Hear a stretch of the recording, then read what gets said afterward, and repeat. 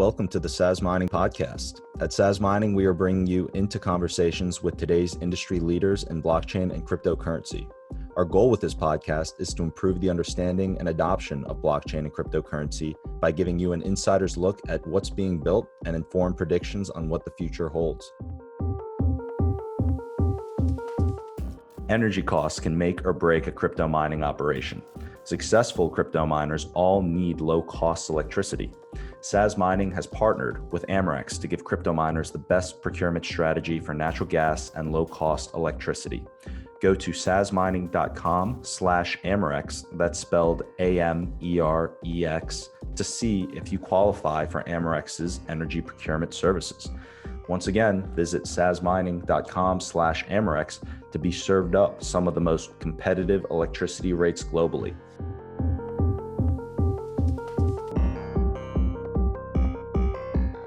Great talking with you off air, JP, but we've known each other for a few years now, and one of the things that really stood out to me is just how early on you decided to go on the entrepreneurial route and really took the dive when most people are just thinking about trying to go to college and get a steady corporate job. If you could talk a little bit about why you made that decision and what brought you to what you're doing today at MiningStore. Well, I'm glad we're talking again. And yeah, I got into the cryptocurrency space when I was a freshman in high school, which was back in 2013. At the time, I read about Bitcoin on TechCrunch. I thought that the currency had an interesting premise, being a digital currency with no central backers and being backed by math and these Bitcoin miners. So I started researching and learning about what the mining process was. At that time, I was selling some computers on Craigslist and refurbishing them for people. And so I had the technical mindset to be able to go and build and configure computers. And then I started building graphics card rigs or GPU miners in my basement. Was running 2 machines for myself, picked up some cards on eBay. And at that point, the price of those graphics cards started rising. And I started seeing that not only were these components useful for gaming, but they also had the price tag now tied to Bitcoin mining or cryptocurrency mining overall and the cycles that Bitcoin follows. So from that point, I started seeing that, and I received a small investment to go ahead and build out a GPU mining farm for Ethereum. At that point, we were mining around 500 Ethereum a day with that facility at that farm, and had close to 300 390X graphics cards, which were just an old model of graphics cards that were mining Ethereum. And so from there, that kind of got me into the mining space, understood, okay, there's value here. And as I mentioned, the card prices were fluctuating. And when the card prices were fluctuating, that allowed me to take advantage of an arbitrage opportunity in the value of that equipment.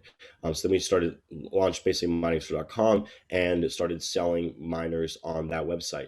At first, it was pretty bad. We sold the miners and we built them and they looked beautiful and we took photos of them and then we shipped them. And they all got destroyed. Like every single miner we shipped just like broke completely. Like the buyer would get it and UPS would not do a good job. We didn't have the right foam packaging on it. And so we're like, wow, this isn't working. We can't ship full machines. And so we ended up designing our own custom mining case, which was a 4-use server case at the time. We ordered a couple hundred from a supplier in North Carolina and then ordered 1,000 of them from China and started building out GPU mines for people in these cases that basically when you shipped them the machine, it would be able to plug it in. It was truly plug and play. And it looked like it went through a tornado when they got to their house. That just sounds like an absolute nightmare. Just building it, it looks pristine, and then it shows up on their doorstep and you're getting all these phone calls, complaints.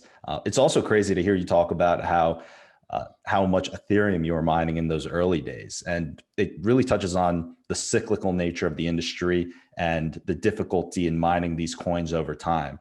So could you talk a little bit about what you're seeing in the cycles today and how it's compared to the cycles that you've seen in the past? So I would say Bitcoin mining or just crypto in general, has this 4-year cycle. In my opinion, it basically pairs up with the halving event, which in Bitcoin happens every 4 years. And what we see is that for people who aren't familiar with the halving event, it's where we lose half the amount of Bitcoins that miners are getting on a daily basis. Right now, it's around 900 Bitcoins. And so that event cut it down from 1,800 down to 900 back in 2020 May 2020. And so what happens when that occurs is that the amount of Bitcoin miners are getting is half. And so what does that mean? Because it doesn't happen in any other industry. It's not like there's, you go from selling 50% less cars if you are an auto manufacturer, or you sell 50% less groceries the next day, and that's consistent for the next year. So for mining companies, they really have to turn off their old hardware. They have to run really lean. They have to ensure that everything they in their operations are running profitably and are running to the most efficient as they can. They also need to ensure that their power rate is low enough to compete during those down markets, because there was about a 3 to 6 month period, and we see this most of the time after that halving event, where rewards are they're very low. People are selling miners for next to nothing, and that's when a lot of smart miners are buying up all the machines from everyone who had power above the 4 or 5 cent rate. Those machines are still profitable today and are still selling today. An S9 machine probably runs right around $200 now. Those same machines back in March of or May of last year were selling for close to $20 to $30 a piece. So it shows you the scale at which these large mining farms were able to come in and acquire a bunch of machines on the market for cheap and then run them.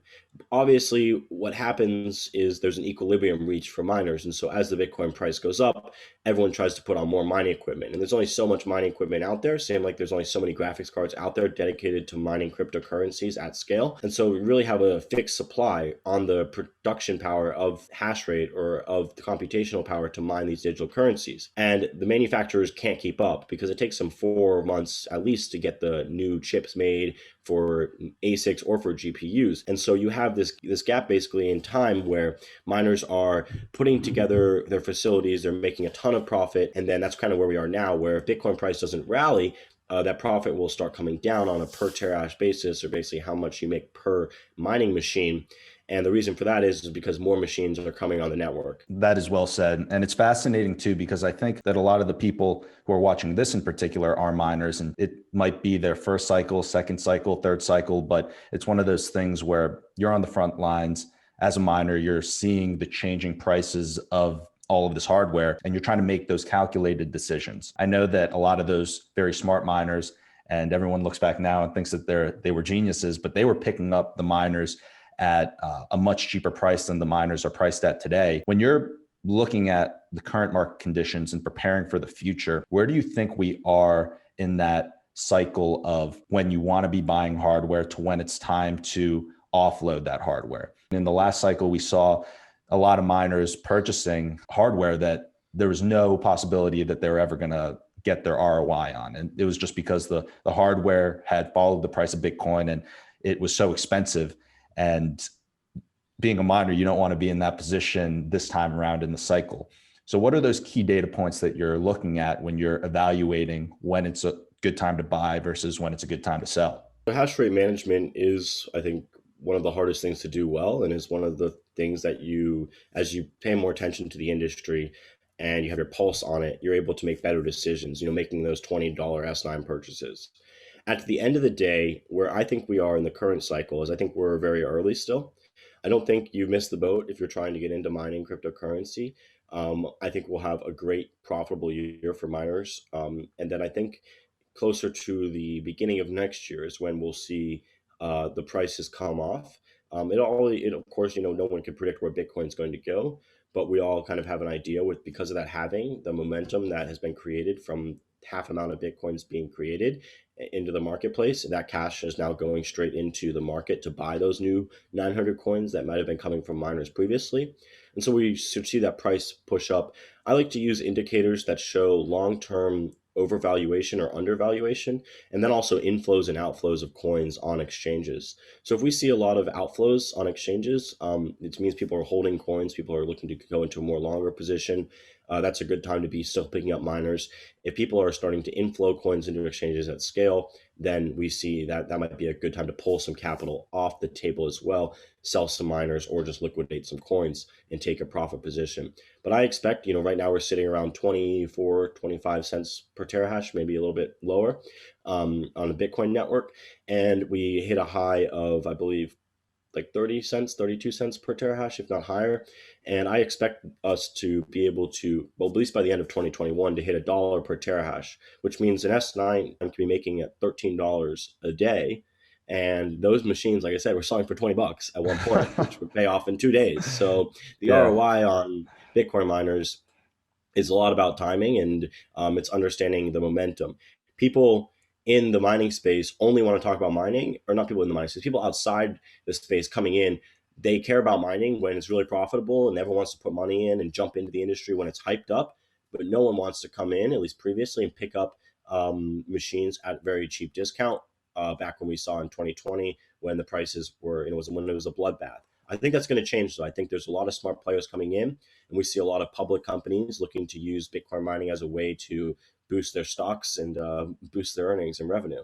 It's pretty funny that, because that's exactly what we've seen as well. It's just that you have so many people wanting to come into the industry as it starts heating up or when it's at the peak. And really in mining, that's not when you want to be getting in, when it's at the peak, because the equipment's so much more expensive. But there's a lot of movement right now happening in the public markets. And that's actually one of the things that I want to get your thoughts on is, what are your thoughts with all these companies going public now, and what other organizations are doing with the SPAC model? And how do you think that that's going to play out within the mining industry? Well, I think that the reason why everyone is starting to realize we need to go public is because there has been no banking support for the mining industry. The private lenders are now just stepping in, but it's been a hassle to really get mining equipment financed and get the risk off of the miner's balance sheet. And so, what the public markets allow any company to do is they allow to sell that vision, that dream to public investors, and then start acting as a way for people to get exposure to Bitcoin on their balance sheet. What MicroStrategy and Michael Saylor realized, in my opinion, was that when they converted their balance sheets to Bitcoin, they basically created a proxy on the stock market where anyone who wanted exposure to this currency could simply buy their stock. Well, Bitcoin miners, their whole job is to generate Bitcoin to provide that proxy. So at the end of the day, I think the operators that have the lowest cost energy, that are not just finance guys and are just going to be buying miners at $10,000 a piece, $20,000 a piece, and don't care the price and are just trying to please shareholders. Those are the guys that are going to do well in the space. The operators that, like myself, have the experience, understand that this is a vertically integrated business, that your power rate, it needs to be in the low twos now to compete long term, and that if you really want to scale, your operations need to run smoothly and to be able to generate a consistent steady amount of Bitcoin. Then there's also the flip side of that, which is how well you manage your hash rate portfolio, when to put money on the table, when to take money off the table, when to sell that hash rate. So I'm seeing that as these companies move towards a public offering, that there's a huge opportunity not only to serve that industry and to help with them running their facilities, keeping managing their hash rate, but then also being able to help them liquidate that hash rate, because a lot of these top guys are taking 0.4% of the network, 1% of the Bitcoin network. And of course, we're not going to get those miners until the end of the year, but it's still showing you the amount of scale that's coming online in the US very quickly. Even as like 500.com, which is a Chinese lottery site, puts in $9 million into Bitcoin mining, or what companies that were doing mobile gaming are now saying Bitcoin mining is where we're going. And so we're seeing that it's not only energy companies, but it's any single company that wants to act as a proxy for Bitcoin on their balance sheet in order to increase their share price will try to do that.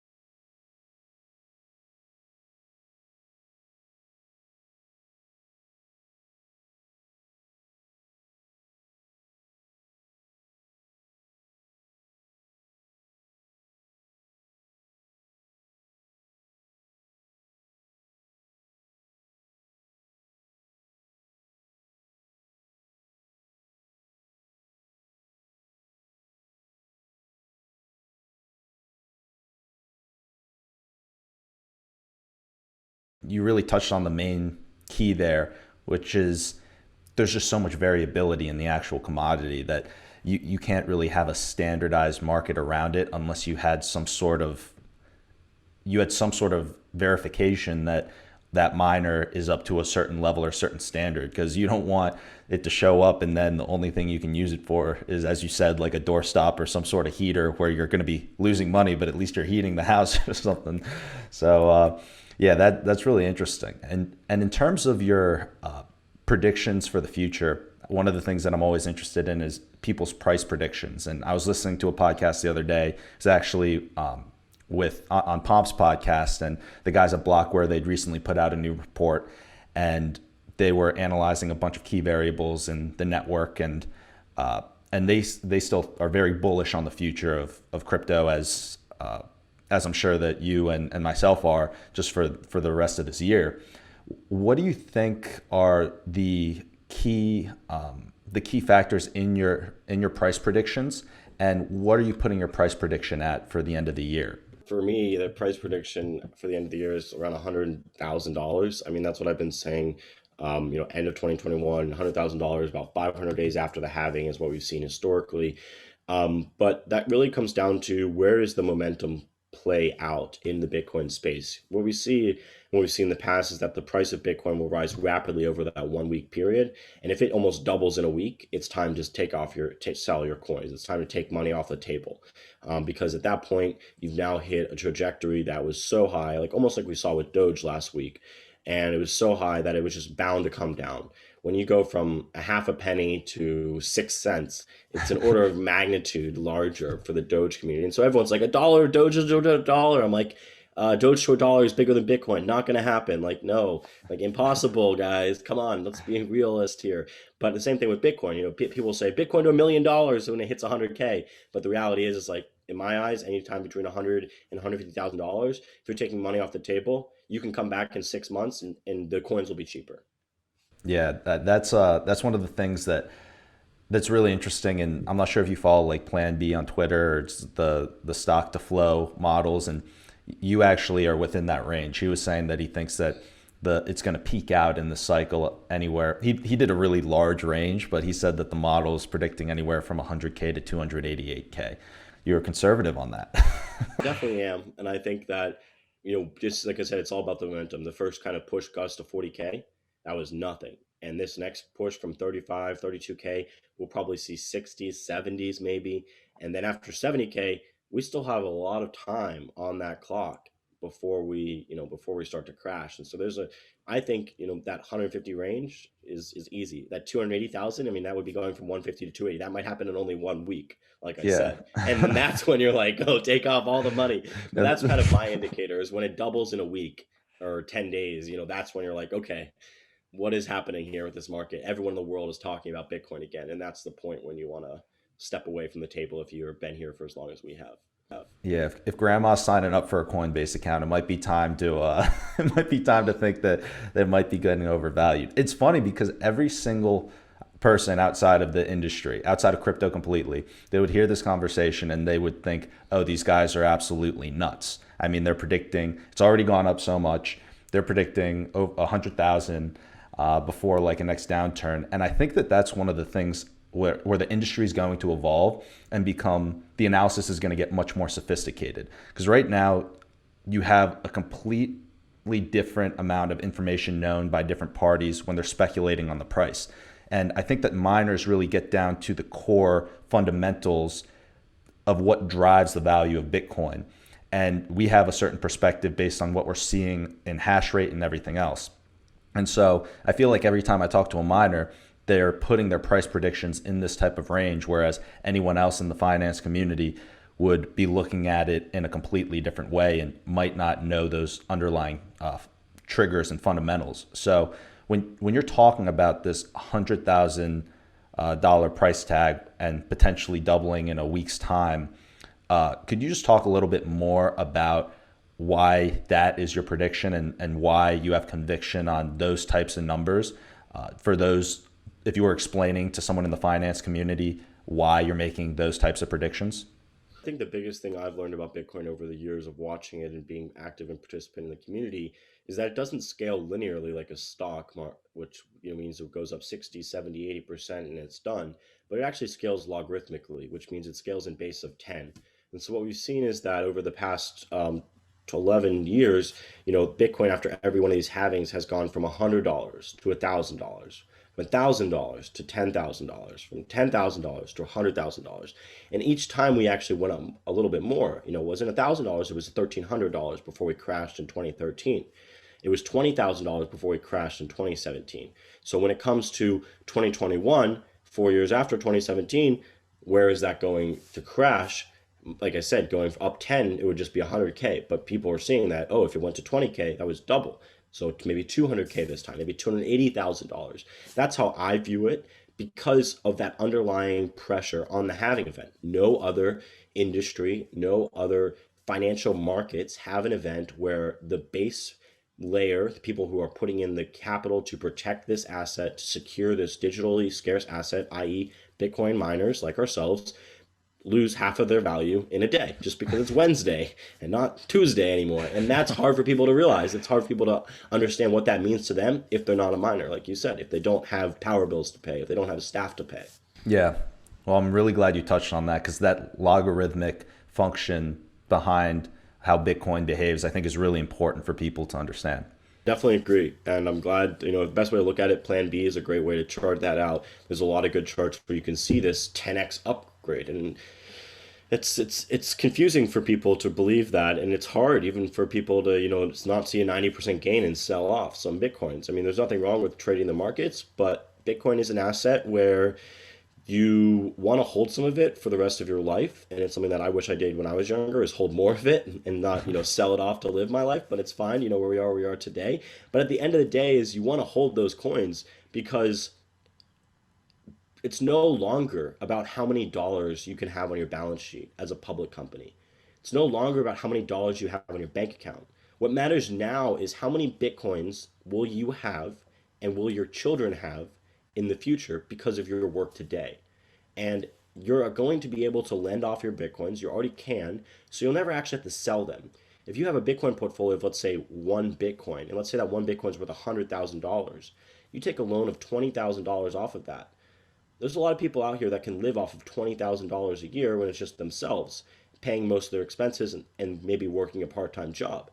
So you don't even have to sell that asset and you're able to just lend off it. I think that is the future we're going into, is people putting their bitcoins to work for them, generating interest through rehypothecation and lending, through mining, through other vehicles, but never having to sell those precious coins to live their day-to-day life. Yeah, I mean, that's such an incredible piece too, which is outside mining specific, but I think is really important for everyone out there to understand, is that now today, the industry has evolved to a point where you can go and just continue to hold that Bitcoin and utilize it as collateral and instantly get loans off of it. I mean, BlockFi is one of the sponsors, but so just as a preface to this, but BlockFi is absolutely incredible. You can go on and just earn in an interest account, and if you need access to dollars, you have the ability to take out a loan without liquidating and creating that taxable event and really live your life off of it. So I'm really happy that you brought that up. I'm glad to hear,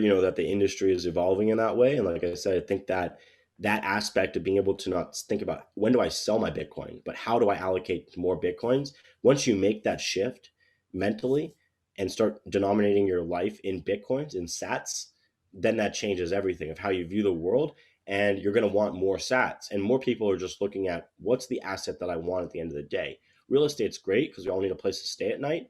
But 50% of the houses in America are empty every night. 50% of the beds, like we go to bed, there's plenty of open areas. So real estate is becoming this inflated asset as well, which in my opinion is propped up a lot by the manipulation of the interest rate from the Federal Reserve and for mortgages. When we drop the interest rate from 3% to 2%, that creates $1 trillion of value for people to go out and build new houses and have jobs for the next 10 years. That's not real demand for housing, real demand for apartments, but that's what keeps real estate going up. Same thing with companies and equities. We're seeing 100x multipliers on private companies or on public companies. So where is the real value? Where do you keep your money in this day and age? And in my opinion, it's in Bitcoin. One thing I do want to touch on, Will, is I actually I've been kind of debating about this for a while, but I think for my salary, I pay myself. starting, we pay on Tuesdays, which is today, and it comes out on Friday. I'm going to put all of that in Bitcoin, 100% of it, and start putting everything I make after taxes will go to Bitcoin completely. I'm going to hold that in Bitcoin. Obviously, I'll need to pay my credit card bills and stuff as I'm living and my expenses. But my goal is to now start denominating my own personal finances in Bitcoin and sharing that to the public, which shows, look, if I made 100K this year in cash and I put this in Bitcoin instead, that 100K is actually going to be worth 400K, 500K, whatever it happens to be. But I want to use myself as an experiment to prove to people that allocating your capital and basically living your life in a Bitcoin denominated way is an advantageous way to live, and it's going to provide you much more upside than denominating your life in US dollars. Yeah, that's great. It's actually kind of funny. I'm doing a similar type of thing. I've been thinking about this concept for a while, and this is the first time I'm diving into it. So I'm excited to go down this rabbit hole with you right here, JP. So I think that in the future, and this is going to be a very, very bold prediction, I think, but I can truly see a world in the future where everything is denominated. We say Bitcoin now, but exactly what you said, stacking sats, where you could see a country, let's say, so we know that there are 21 million. Let's say Australia has a certain GDP of, let's say, 148,000 Bitcoin, and the US has a GDP also denominated in Bitcoin, like a few million Bitcoin, however you want to do it. And we could be talking to our grandchildren about it, and they could be asking us a very simple question: what did you do before Bitcoin? And they would think it's crazy that one currency, one fiat currency that is such as the US dollar, is what everything is pegged to. I mean, right now we're seeing the beginning of a completely decentralized financial system. No single entity can manipulate it. The last Bitcoin is going to be mined in around 2140. So it's just the most transparent monetary supply out there. And I could really see a world where everything is pegged to Bitcoin and sats. I hope that's the world we are living in 15, 20, 30, 40 years. And I think that it'll take time. I think that we'll have, the FINRA and SEC is providing some great guidance on stablecoins. We'll have fiat-backed stablecoins, and we'll have asset-backed stablecoins, and those coins will trade freely and provide a lot of liquidity to any corporations with assets on their balance sheets. And so that's where I see this age moving, is this era of Bitcoin being the digital gold. But like you said, you have to make those bold predictions. And for myself, I've been, this is the first time I've shared this, and I was like, you know what?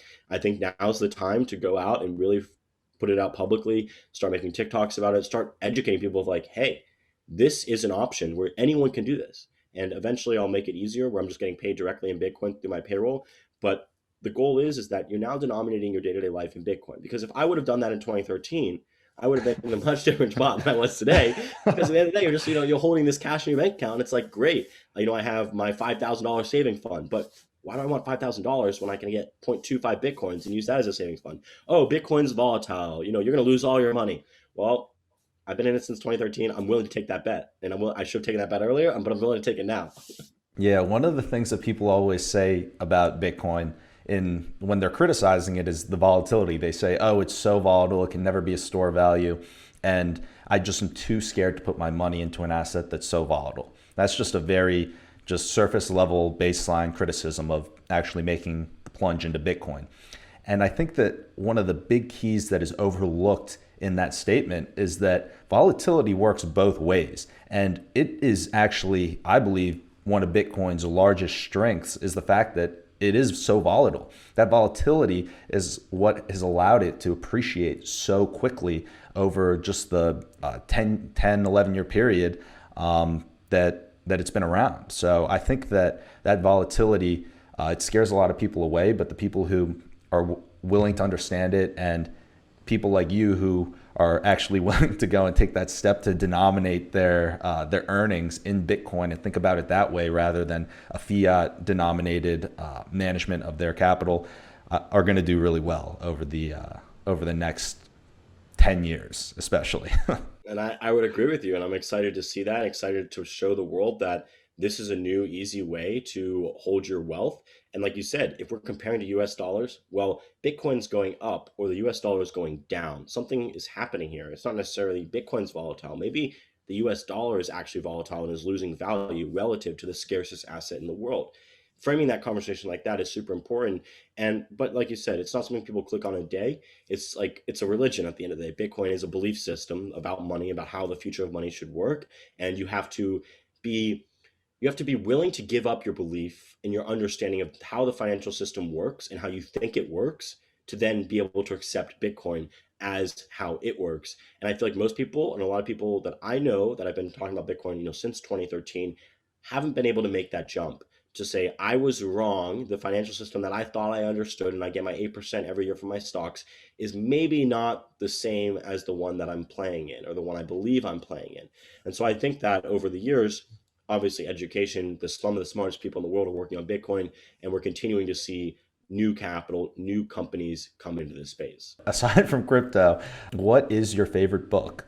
I suggest to a lot of people Radical Candor, and that's also because I saw that book this morning. But that book, it's really good. It's about being honest with people and being able to provide that feedback that a lot of people need, but doing it in a way that isn't negating their what they're working on, isn't basically putting them down. And it's a great way for anyone in a team to learn how to communicate better.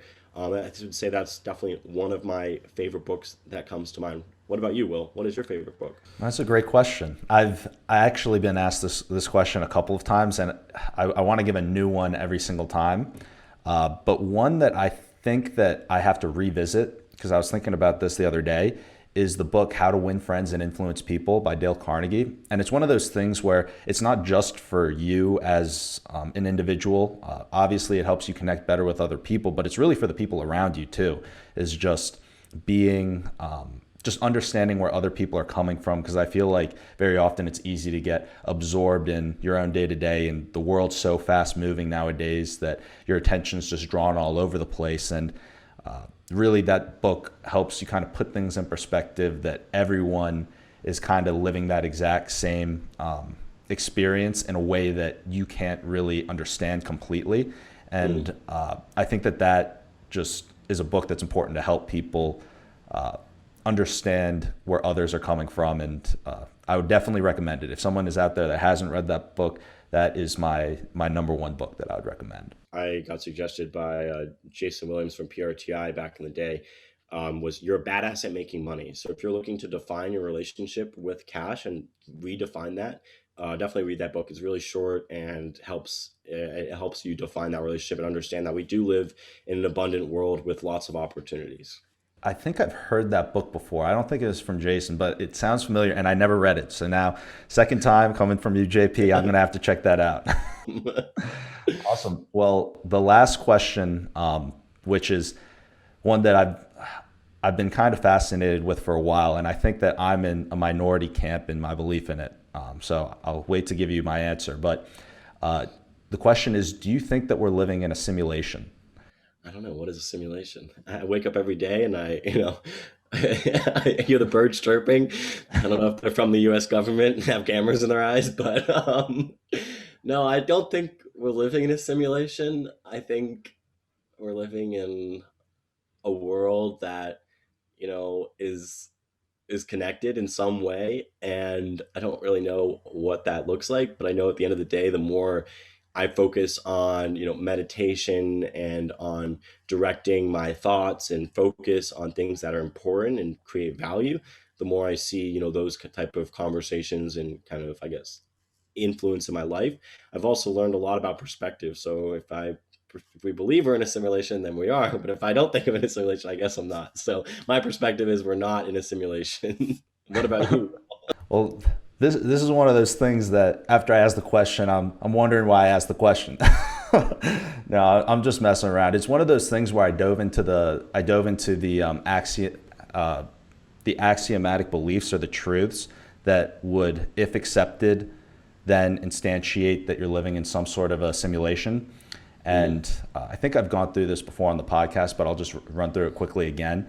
The first one is that you believe that at any point in time, you're going to be able to make technological innovation or better tech if given more time. So even if it's just the tiniest incremental improvement, it doesn't have to be at the rate we're improving technology today, but if you believe that you're always going to be able to make some sort of improvement in the technology over time. That's the first axiom. And I think that that's one that a lot of people tend to agree with, especially in the tech space. The second one is that we are, as humans, not near the peak of intelligence of what is available or what can be done in the world. So many people, when they think about how intelligent humans are, they'll kind of think of a huge graph, right? And they'll think, okay, well, down here you have like bugs, and then chickens, and humans like are all up here. This assumption is that the graph actually isn't like that. It's kind of like down here is all where bugs, chickens, and humans are, and that we're not even close to the pinnacle of intelligence of life out there or what's possible in the universe. That's the second assumption. And then the final assumption is just that you have an unlimited time horizon. And the first two assumptions play out all the way through. Because if you have an unlimited time horizon and technology is always going to be able to get at least a little bit incrementally better, and you don't think we're near the pinnacle or that it gets capped at some point near where we are today, then over time, it's inevitable that you're going to have technology that develops that is so advanced that you could easily and en masse run simulations. And that's kind of that's the assumption behind it. Simulation, and they're running us through a computer program right now, and then we're going to build our own simulation for our own people. Well, it's possible. That's the thing. And I'm not saying that we would be like the center of it, because I'm also of the belief that like I'm very into meditation, very into just mindfulness and everything like that. And I don't think by any means that we're the center of the universe in any sort of way. I think that we're just part of a whole. And I think that these are some crazy beliefs that are coming out right now. I do recognize that I sound like I'm full of shit right now, and I very well could be full of shit. But yeah, that's just an interesting question that I love hearing people answer. It was kind of inspired by Pomp's question about aliens. If he asks his guests if they believe in aliens, and I think that the simulation one is one where it's a lot more controversial, because I feel like everyone believes, like not everyone, but almost everyone in tech ends up saying that they like believe in aliens or something, whereas simulation's a little bit more out there. Yeah, I can see that. I mean, it's not a far step, and then simulation, I think, is probably a farther step from the aliens. But it's a good question. Well, it's a good icebreaker. Yeah, maybe we should start out with that. Exactly. Welcome to the show. Welcome to the show. Are we in a simulation? Let's hear your thoughts. Like scare away guests, like no one wants to come on because of it. No, hopefully not. Well, I enjoyed the time here talking, about Bitcoin and answering those other questions. I'm excited to hear more. What other updates do you have, just on like a high level, what you've been working on? Yeah, so a couple of things with Sazmining, the way that we're positioned, we're trying to be the bridge between blockchain, cryptocurrency mining, and the energy sector. Because as you know, a lot of these energy companies, it's very difficult for them to make that next leap into cryptocurrency mining. You're dealing with a lot of people who are very, very conservative traditionally in terms of where they're willing to put their capital. They want things to be very predictable, and they also work much more slowly in their decision-making process than a technology company. So what we're aiming to do is really be that bridge, help them get operations up and running, and act as that project manager, general contractor, however you want to look at it, to these large companies that want to actually go and start making money from cryptocurrency mining and want to understand it. So a lot of that is the education piece, explaining to them the fundamentals, how it works, then getting them comfortable with how they want to get involved in projects. And that's really what we've been mainly working on, is those types of opportunities. But we have some exciting announcements that are going to be coming out shortly, and I'll definitely let you know when those come out as well. Well, I'm excited to hear about them more, and excited to see where 21 takes us both. Yeah, definitely. Thanks for coming on, JP. Thank you for listening to this episode of the Sazmining podcast. Be sure to follow us on social media and YouTube for the latest updates and previews of upcoming episodes. Full episodes and transcripts can be found on sazmining.com every Thursday. If you want to hear us interview a particular guest on a future episode, please reach out to us at podcast@sazmining.com.